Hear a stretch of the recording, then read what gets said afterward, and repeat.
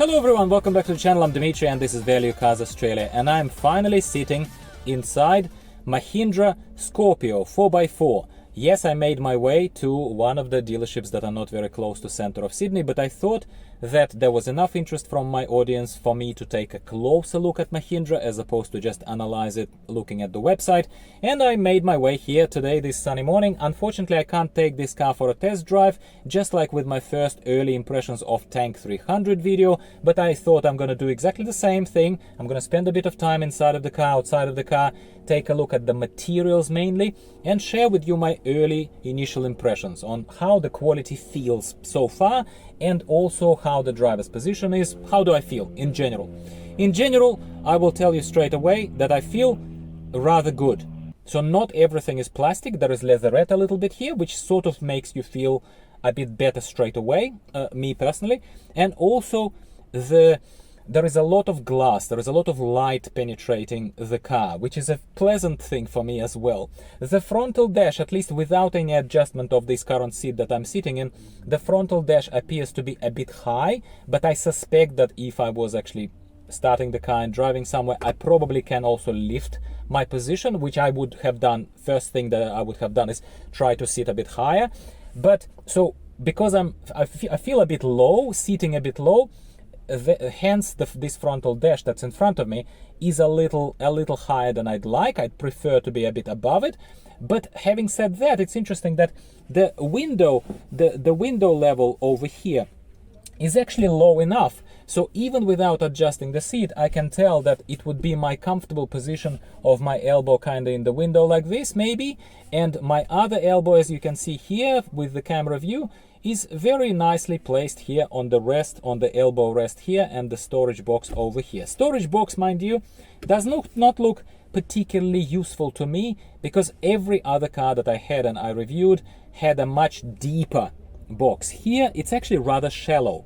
Maximum of what you can throw in there is maybe your slightly bloated wallet and maybe your phone, if that's where you would like to put it, although there is also a little panel here in the front where probably your phone could slide quite nicely as well.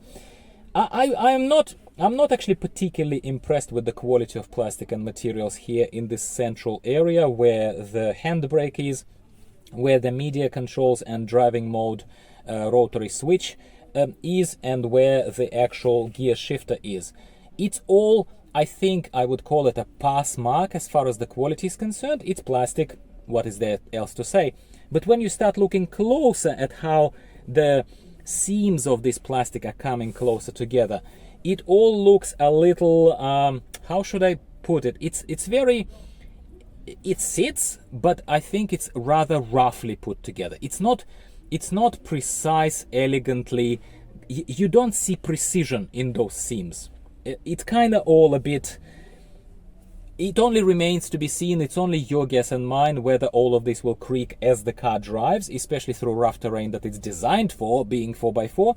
But so far, looking at this, it does remind me, and you are allowed to laugh, it does remind me a little bit of the good old Russian days and driving ladders, where plastic is plastic, and we drove those cars and they lasted forever, but it is not the Japanese, European, even Chinese precision of where the seams are perfect together. Do you know what I'm saying? That is not me bashing Mahindra. It is just fact of life. That's what I'm looking at right now. I'm not very impressed with this. Plastic looks sturdy. It doesn't look hollow or it doesn't look creaky. I'm even pressing it with my fingers right now. But as the initial impressions I can share at this point in time, not super impressed with the workmanship. Let's call it workmanship. Not super impressed. I'm not impressed with the amount of piano black plastic, especially in the areas that you are very likely to touch a lot with your fingers, and that is the frontal dash, the whole frontal dash here. Again, it remains to be seen how it all comes to life when you drive it, because the panel itself, the screen size itself over here, seems to be rather generous and rather large, but if I look closer at this screen, I can see that it's relatively large outer shell, outer size. It's actually compensated by a relatively small actual screen that will light up when the car starts up in the inset. So the bevel, the bevel or whatever you call it, the frame is actually rather thick.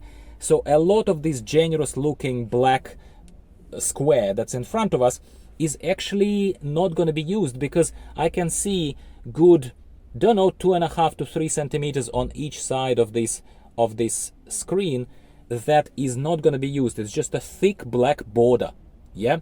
So the actual real screen is going to be maybe 8.5 inches here. I'm just guessing here because I'm not, maybe even smaller, maybe even like 7.5. That's what it looks like. I also can see a lot of already kind of marks and sort of a little bit of scratches. And yes, there is a plastic film on top of it, so it probably is all on the plastic film. I'm not saying it damaged the car already, like anyone who has been sitting in this car so far and touching it, but it does look a little, it does look like it will all be covered with fingerprints and possibly scratches if you're not careful, especially because all the controls of your dual, by the look of it, dual zone air conditioning and any of the other modes, such as the ventilation modes, such as the air conditioning controls and other kind of things, it does look like, as you, without looking particularly, as you like touch it with your fingers, it's all gonna get scratched and all gonna get smudged very, very easily. If I look front and center here, first of all, steering wheel. Look, steering wheel is also leatherette, and it looks okay. It looks better than my, let's say, base model, like basic model LDV D90 steering wheel, which was purely plastic, and I had to immediately wrap it with a cheap kind of leatherette wrap that I bought on eBay.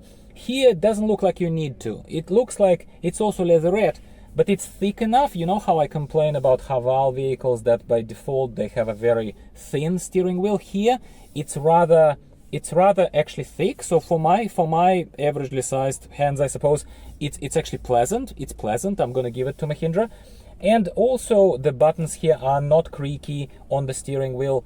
They are plasticky, obviously, but they are rather well made from what I can see. They're not like flimsy, you know what I mean? The dash itself reminds me a tiny bit of LDV D90. Of course, the car, once again, is not started right now, but it is analog.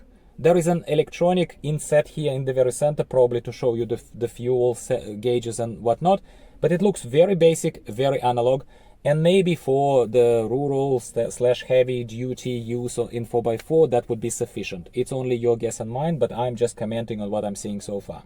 The materials of the doors, other than the leatherette insets, which I already commented on, again, we have piano plastic here. Again, we have plenty of buttons here, and the handles, I would have loved to have aluminium handle here. I would have loved to have aluminium insets, but unfortunately these silvery things that are the handle, the actual handle that opens the door and the handle that you hold on to, it kind of invites you to hold on to it and invites you to look and think that it's like this sturdy, bulky kind of a little bit of piece of construction, but it actually is plastic. It's very, very plastic. It, you know, I would not trust it with my life, so to speak. It's not, it tries to be like rugged and tries to be almost, I would dare say, a bit Jeep Wrangler-ish, especially if you look at this flat surface as well, with this completely flat and a little bit of a kind of inlay here where you can throw something on top of this in front, the almost flat dash panel, such as, you know, whatever you want to throw in there. It almost reminds me a tiny bit of Jeep Wrangler, but of course it is a lot more plastic and a lot less confidence inducing. Let's call it confidence inducing. That is not to bash it, but it is just what it is. The car, again, I think inside, and I am going to take a closer look in a second at the back of it, it looks fairly generously sized. It looks fairly generously sized. It is not a 7-seater. It looks like more like a maybe a 6-seater. It looks like a 6-seater from the inside as well. It looks like there is, I actually like the fact that there is almost a passage through here towards the back, where you could make your way as you enter through the side. You could make your way much nicer, rather than by folding the seats and whatnot, through the center towards the rear row of the seats. I actually quite like it. I think it's all right. I think it's quite all right. What else, my friends? Headroom is pleasant. I'm 175 centimeters tall person, again average height, but it is rather roomy. I feel okay, and yeah, that is probably all that I can say at this stage without driving the car by sitting inside of it. Exterior of the vehicle, I think it's acceptable. It does not create any sort of emotional connection. It does not make me feel like, oh, cool, like sort of, for example, how I would probably feel about something out there, such as Cherry Jetour, for example. Like, I can tell you up front that if something like that came into our market, it's such an out there exterior that it would make some particular other kind of emotional exclamation there. Mahindra Scorpio is okay. It's an okay exterior. The boot door is opening sideways, not upward, but sideways, interestingly enough. Why interestingly enough? Because I would say it's an interesting implementation of the door if the spare tire is not sitting on the back door, on the tailgate. But at the same time, from the boot perspective, you have absolutely no boot space while that third row of seats is up. It looks like you're gaining a bit of it. I'm not gonna measure in liters because I don't care, but at the same time, it looks like you're gaining a bit of it if you were to fold them. If you were to fold that third row, you would get quite a bit probably of that boot space. Quality of the materials at the back of the second row of seats, look, it's the same as in the front. Leatherette features, a little bit of air conditioning control there in the central panel between the two rear seats. At the back there are some USB ports, mostly USB ports A type. It is basically okay. It's okay. I'd say that if you are trusting or know something about the origin of this vehicle, about Mahindra as a vehicle in India and with a long history of producing vehicles for rural areas, for agricultural also industry, I would say probably yes, it probably is worth your attention, but I would say I would question until I drive it, and if I drive it, I would question how comfortable it would be as an SUV for urban use only. So if you're looking to drive around town, right?